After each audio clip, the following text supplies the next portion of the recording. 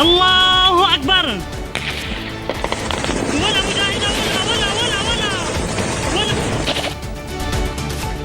আফগানিস্তানের বিরুদ্ধে যুদ্ধ ঘোষণা পাকিস্তানের। অপারেশন গজব-লীল হকে 274 তালেবান যোদ্ধা নিহত, 55 জন পাক সেনা হত্যার দাবি তালেবানের। পুলিশ হত্যা সহ অমীমাংসিত বিষয়ে প্রয়োজনে ফের তদন্ত হবে, ঠাকুরগাঁওয়ের মির্জা ফখরুল। চেষ্টা চলছে গণতন্ত্রকে প্রাতিষ্ঠানিক রূপ দেওয়ার। স্থানীয় সরকার নির্বাচন যথাসময়ে হবে, এটা আমরা আগেও বলেছি, এবং গণতন্ত্রকে তার প্রাতিষ্ঠানিক রূপ দেওয়ার কাজগুলো করা হবে। নরসিংদীতে কিশোরী সংঘবদ্ধ ধর্ষণ ও হত্যা মামলায় গ্রেফতার 5 আসামি কারাগারে। অভিযুক্ত বিএনপি নেতা দল থেকে বহিষ্কার, মূল অভিযুক্ত ধরা না পড়ায় ক্ষোভ।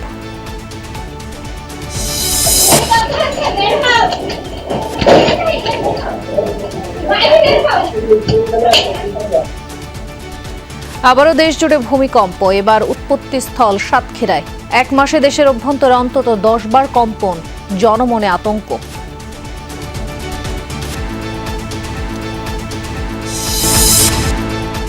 ছুটির দিনে জমজমাট অমর একুশে বই মেলা, শিশু প্রহর আর চিত্রাঙ্কন প্রতিযোগিতা ঘিরে উৎসব মুখর প্রাঙ্গণ।